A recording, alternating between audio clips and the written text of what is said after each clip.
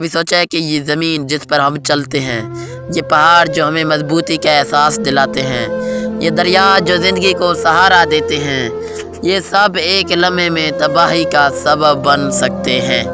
کیا آپ نے یہ سوال اپنے دل سے کیا ہے کہ جب سمندر کا پانی طوفان کی شکل میں ساحل پر چڑھ آتا ہے، جب زمین اچانک لرز اٹھتی ہے، جب بادل بارش کے بجائے عذاب کی صورت برسنے لگتے ہیں، تو آخر یہ سب کیوں ہوتا ہے؟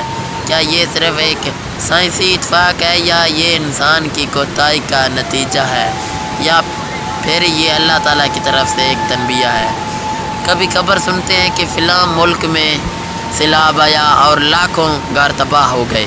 کبھی سنتے ہیں کہ ایک زلزلے نے پورے شہر کو کھنڈر بنا دیا۔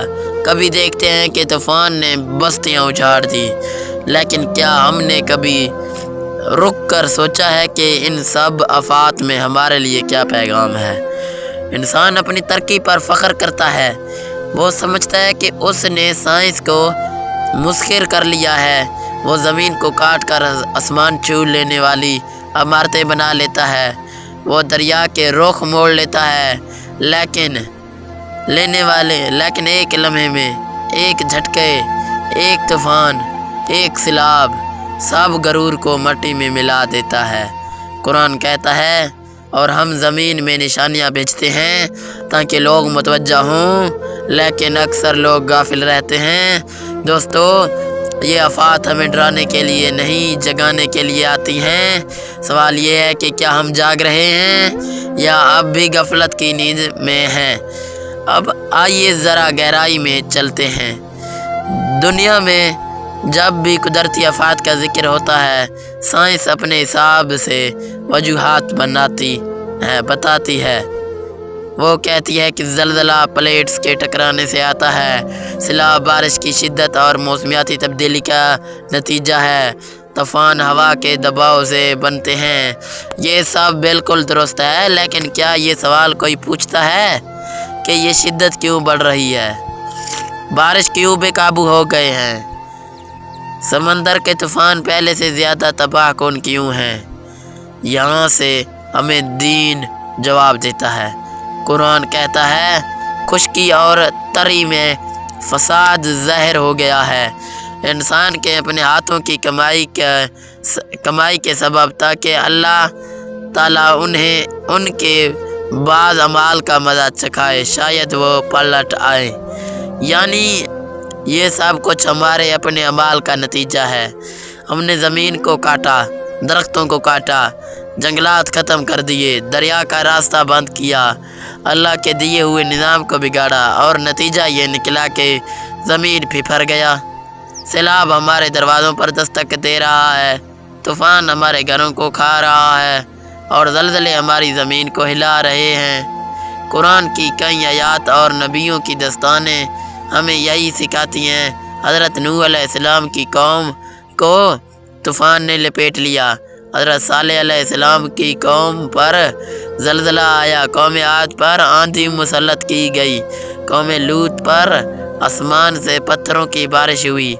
یہ سب ہمیں یہ سمجھانے کے لیے ہیں کہ جب انسان اللہ کے حکم کو بھول جاتا ہے، جب غرور اور گناہ حد سے بڑھ جاتے ہیں، تو قدرت کا نظام جواب دیتا ہے۔ آج اگر ہم پاکستان، بھارت، ترکیہ، افغانستان یا دنیا کے کسی بھی حصے کو دیکھ لیں، ہم دیکھیں کہ سیلاب لاکھوں لوگوں کو بے گھر کر رہا ہے، زلزلے شہروں کو گرا رہے ہیں، اور ماحولیاتی تبدیلی زمین کو گرم کر کے قحط اور خشک سالی لا رہے ہیں۔ لیکن کیا ہم نے اپنی زندگی بدلی؟ کیا ہم نے گناہ چھوڑے؟ کیا ہم نے اللہ کی طرف پلٹنے کا ارادہ کیا؟ دوستوں، یہ دنیا صرف رہنے کے لیے نہیں، امتحان گاہ ہے، اور ان آفات میں ہمارے لیے بہت بڑا پیغام ہے۔ ہمیں یاد رکھنا ہوگا کہ اللہ کی پکڑ بڑی سخت ہے، لیکن وہ معاف کرنے والا بھی ہے۔ اگر ہم آج بھی توبہ کر لیں، اللہ کی طرف رجوع کر لیں، تو یہ آفات ہمارے لیے رحمت میں بدل سکتی ہیں۔ سوچنے کی بات یہ ہے کہ ہم اپنی آنکھوں سے تباہی دیکھتے ہیں۔ ہم ٹی وی اور موبائل پر بردباد بستیوں کی تصاویریں دیکھتے ہیں، لیکن پھر بھی دل پر کوئی اثر کیوں نہیں ہوتا؟ کیوں ہم یہ سمجھتے ہیں کہ یہ سب دوسروں کے ساتھ ہوا، ہمارے ساتھ نہیں ہوگا؟ اصل حقیقت یہ ہے کہ یہ سب ہمارے ساتھ بھی ہو سکتا ہے۔ کسی بھی لمحے زمین لرز سکتی ہے، کسی بھی لمحے بارش آفت بن سکتی ہے، کسی بھی لمحے سمندر کی لہریں ساحل پر قبضہ کر سکتی ہیں۔ اگر ہم یہ نہ سمجھیں کہ یہ اللہ کی تنبیہ ہے تو ہم پھر وہی غلطی کر رہے ہیں جو پچھلی قوموں نے کی، اور اب آخر میں یہی دعا کریں، یا اللہ ہمیں اپنی نشانیاں سمجھنے کی توفیق دے، یا اللہ ہمیں اپنی پکڑ سے محفوظ فرما اور اپنی رحمت کے سائے میں لے لے، ہمیں توبہ کرنے والا، نیک عمل کرنے والا اور اپنی رائے پر چلنے والا بنا، آمین۔